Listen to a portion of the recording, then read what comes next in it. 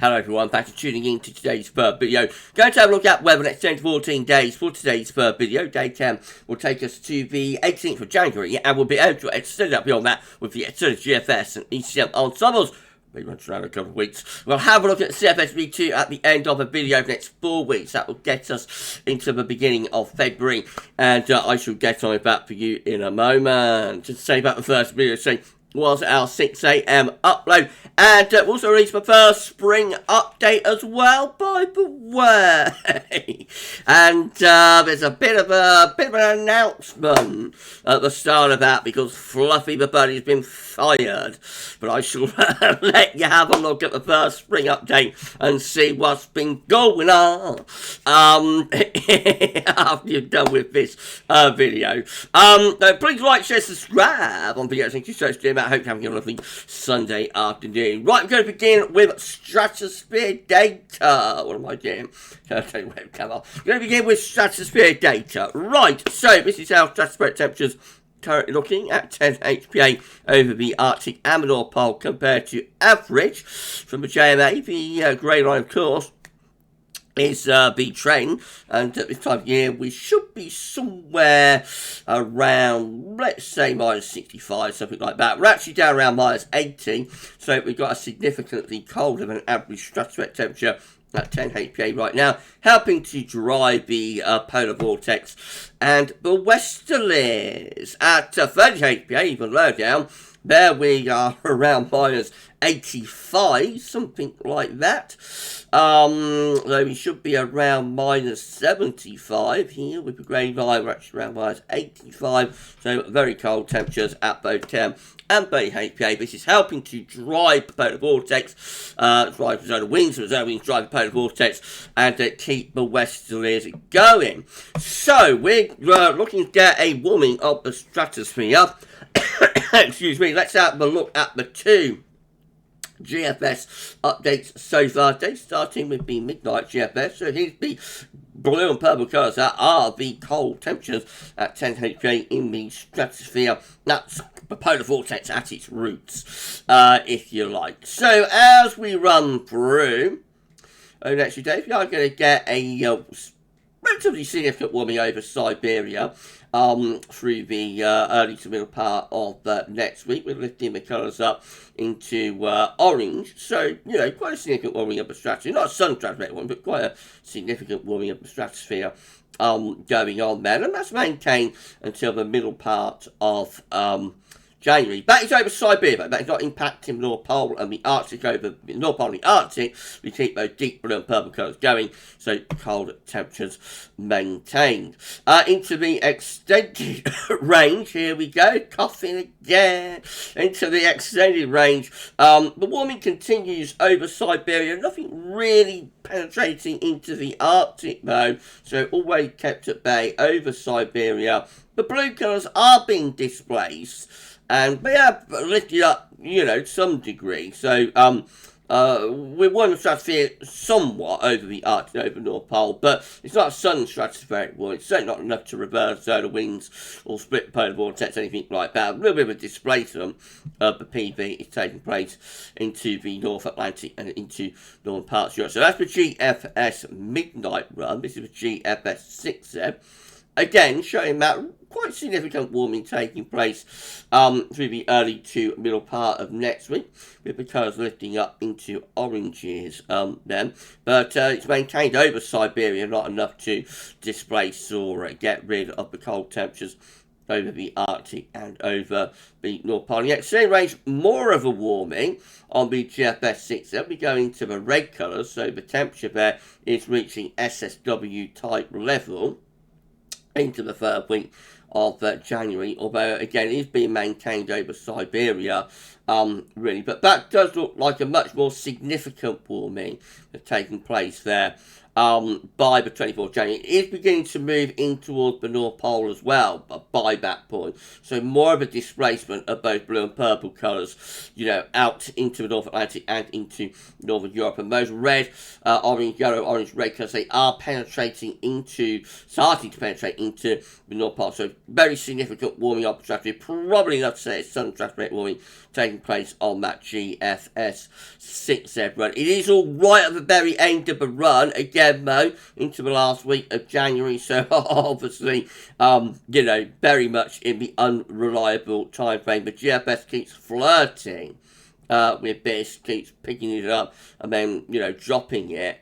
It has been doing this since Christmas, actually. So I still maintain we're going to get there in the end. We will get to an SSW in the end this winter, but how long it's going to take us to get there, you know, is the big unknown. I think we're all waiting for the next ECM WF42 day update on Monday night, and we'll be able to bring you the info on that on Tuesday.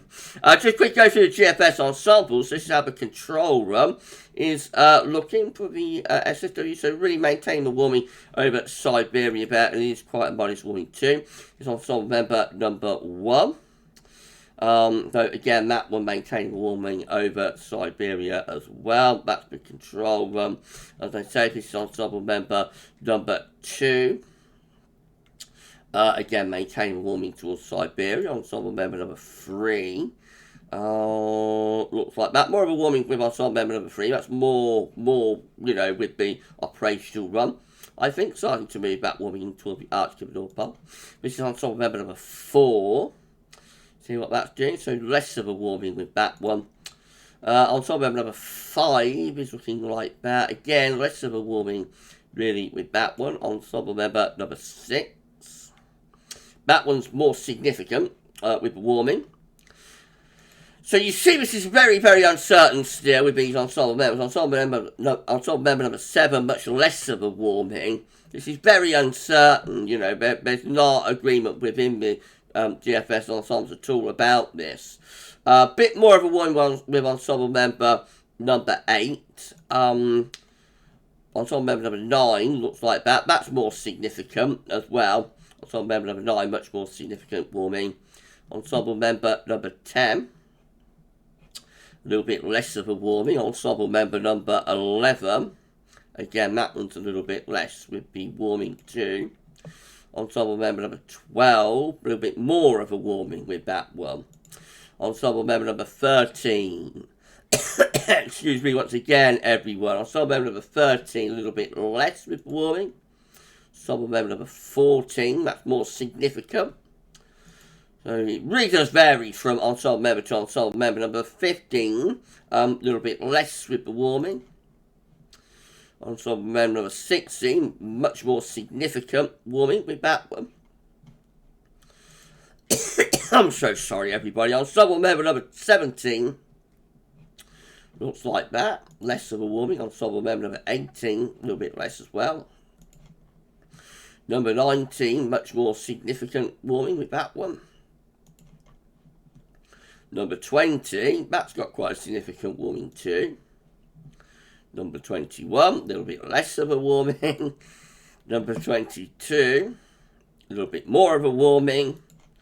Ensemble member number 23, that's quite a significant warming. Ensemble member number 24, quite significant warming. Maintained over Siberia though, not really penetrating on hardly any bees into the Arctic. None of them are like splitting the polar vortex or anything like that. Up to that point, of course. Ensemble member number 25, very significant warming over Siberia. I mean, this is the kind of thing that could penetrate into the Arctic and the North Pole. Could split polar vortex. You know, it reached that kind of level, but it could do that. A few days further on. Ensemble member number 26, again, quite significant warming with that one. Ensemble member number 27, that one has a little bit less of a warming, I suppose. Ensemble member number 28, quite significant warming, but maintain it a long way away. Ensemble member number 29, a little bit less of a warming, and ensemble member number 30, finally, looks like that. A little bit less of a warming with that one as well. So it really is very patchy. It varies from not just model to model here. We're varying it from ensemble member to ensemble member. And while that's the case, we've got to stay very cautious about any prospect of an SSW. Certainly we are going to warm up the stratosphere over Siberia over the next couple of weeks. We can say that with really good confidence. The question is, how much will we warm it up, and will it reach a sudden stratospheric warming level, and then will we get back into the Arctic and the North Pole and start to affect the polar vortex? The jury is out. We'll keep you updated. Central temperature still not updated from Hadley, so it's still provisional to the 3rd of January. We wait for an update from Hadley. When we get it, I'll bring it to you. These are the GFS upper air temperature and precipitation ensembles. The next couple of weeks on at Leeds today. So upper air temperature is about average at the moment. We're going to spike up again with another area of low pressure around Tuesday. And then going back closer to average later next week. It does look as though the second half of January, we've been talking about this for a while, second half of January might go a little bit cooler. Through the 3rd week of the month, maybe even some colder weather into northern parts of the country. It would be via cold zonality, which means for the south you just tend to get quite a lot of cold rain with that pattern. For the north you can get snow though, and it can be quite a good pattern for the Scottish mountains actually, for the skiers up there. Precipitation wise, there's going to be lots of rainfall over the next week, certainly next week, 10 days, possibly a little bit of a drying trend into the 3rd week of January. As it's going colder, it might be starting to turn a little bit drier as well. But of course, that's all let's say in range. It's a long way out and it's unreliable. Snow row looks like that. Snow spikes increasing into the second half of January for Leeds. Not much doing through the first week, through the coming week. But for around middle of January onwards, the snow spikes are increasing there. All right, buddy. They are increasing there with snow row. So, it's northern England. We may see some snow forming in the north over the 3rd week of January. It will be hard to get the snow down into the south in a cold zonal pattern. But certainly for northern areas, there is an increased risk perhaps here of some snow through the 3rd week of the month. Temperature anomalies for the next week, however, going to be milder than average from the 8th to 16th of January in those red coloured. Precipitation anomalies from the 8th to 16th of January going to be average to wetter than normal. The latest info from that from earthnullschool.net. So we've got a big area of low pressure sitting to the northwest of Scotland and driving in west to southwesterly winds today. So it's an unsettled day to come. Right, let's have a look at the chart data. This is how you can make your run. It's looking big night on Wednesday. Low pressure in control. Bring further showers on for spells of rain, and the onslaught goes on into next weekend as well. Eventually, though, by next Sunday, it's a big night next Sunday, we just started pulling something a little bit colder from the northwest. That could be the start of more of a cold zonal type flow. Icon looks like that again, with low pressure driving in from off the Atlantic through the rest of this week and into the weekend.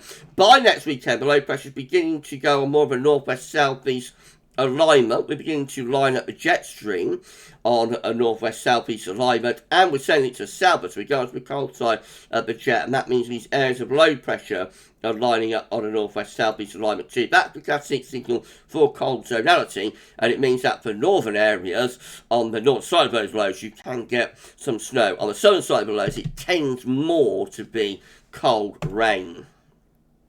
GFS midnight run looks like that. Once more, low pressure dominates on Wednesday. Plenty of wet wind weather driving in through the weekend as well. Now that's Sunday, a bit different to like the UK Met. Excuse me, a little bit different to UK Met. Icon drawing up more of a southwesterly next weekend. So obviously that's a milder wind direction for next weekend.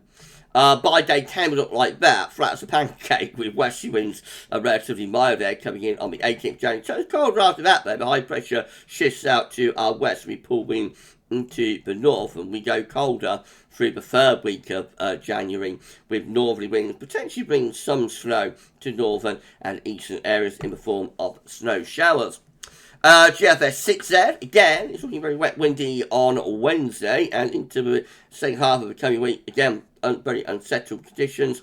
Again, drawing up that southwesterly wind next weekend. Not much of a cold zonal flow doing there. Actually, it's relatively mild with GFS 6Z. We head up towards day 10. Then we start turning colder. So this is the 18th January, low pressure shifting into the North Sea, pulling wind into a colder northerly then. So a bit of a northerly blast there. Could bring some snow to northern and eastern areas. A little bit milder for a time, and then go back into colder northerly winds again as we get to the end of the GFS 6 February. He's trying to raise the heights towards Russia and Scandinavia as well by day 10. So could that be setting up a cold spell for the final week of the month, I wonder. If you enjoyed the video, please you like, subscribe, please show everybody for doing that, and why not drop a comment and let us know what you think about this and all of our videos. We thank you so much, everybody, for doing that. Make sure you check out the first spring 2023 update as well. The first 5 minutes are very funny. GM, once more, with low pressure driving in from the Atlantic around the middle part of the week. Looking wet, windy, and pretty wild. Into the end of the week, low pressure keeps coming. Then next weekend, we've got more of a northwesterly. So not that southwesterly, but the GFS output is showing rather cold sort of west-northwesterly here with the GEM. And this sort of cold zonal flow keeps on going up towards day 10. It looks like that area of low pressure is about to slide in a northwest-southeast direction.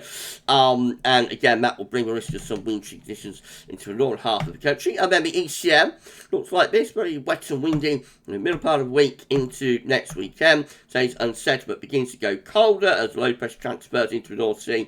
By Sunday, we're bringing in a colder northwesterly, and then low pressure just around the country as we head up towards day 10, and pulling in cold air from the north as well, with these areas of low pressure sliding northwest southeast. Again, we have got a northwest southeast alignment to the jet stream, the black line, of course, where the jet stream is roughly, and so that is the reason that these areas of low pressure are sliding in a northwest southeast direction. And on the northern side of the lows, that's where the cold air is lurking, and we get the risk of some snow. And of course, with each successive low, each one of these goes further and further south. So that means that the cold air from the north goes further and further south. So eventually we might even get risk of some wintry conditions even into southern parts of the country. But for now, primarily, it's the north that will get wintry weather if those cold zonal signals continue.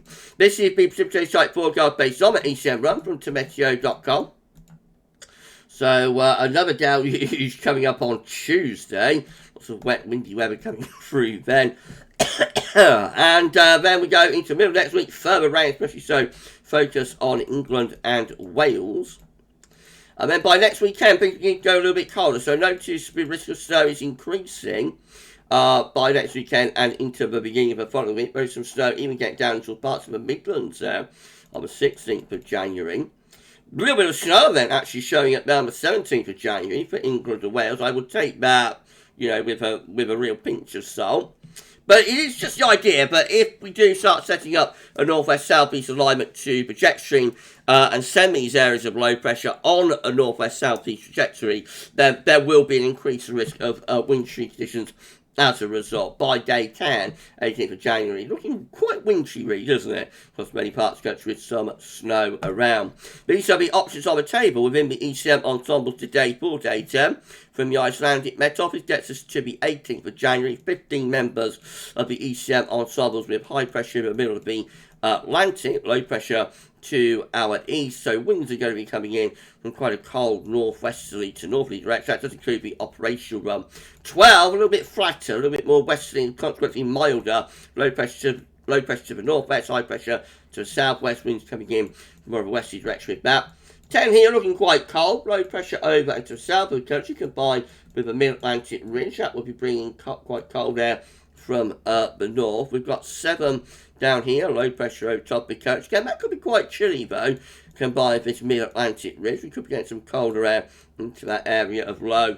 And then 7 with low pressure to our north and northeast. And so that's going to be a little bit milder with winds in from the west. Plenty of those options are suggesting like quite cold conditions, I think, at day 10, to be honest. In 2 weeks' time, these are the options that we've got. gets us to the 23rd of January. 21 members of the ECM ensembles with a mid-Atlantic ridge heading up towards Greenland.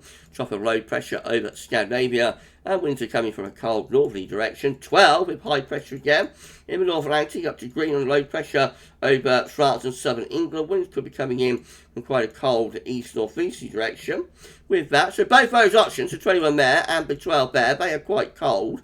We've got 9 down here with a Scandinavian high as well, by the way. They'll be bringing in winds from an easterly direction, and number 9 up here with high pressure right over top of the country.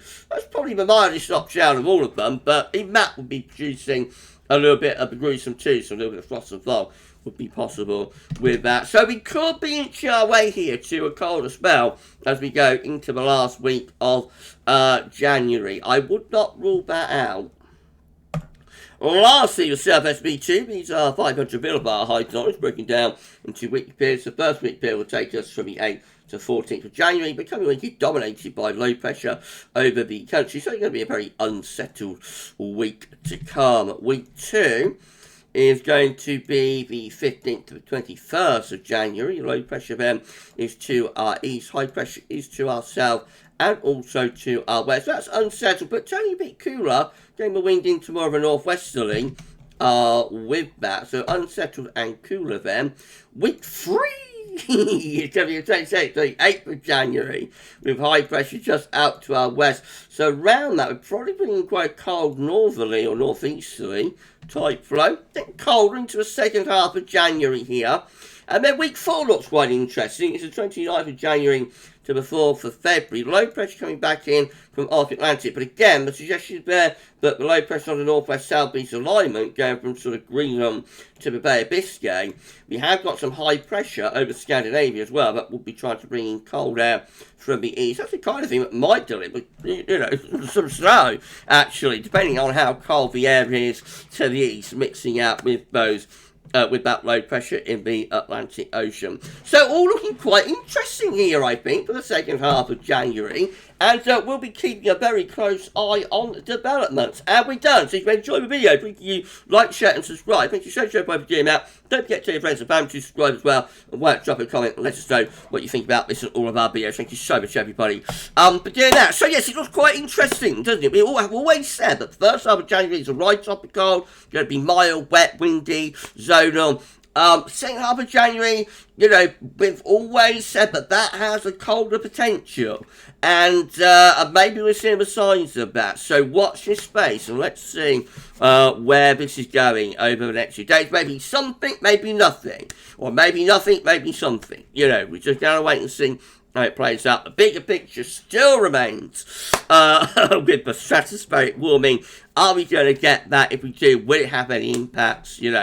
That's like the bigger story. But for now, it does also, we could be inching our way to something a little bit colder into the second half of January. Right, this show's coming up tomorrow. We're going to have the 6 AM upload. We'll have a 10 to 14 day video and we'll be live streaming at 8 PM. We'll do Ensembles Watch Live. I shall see you for that. For this week's 10 to 14, well, I'm talking about for today's 10 to 14 day up. That's all for now. And thanks for watching.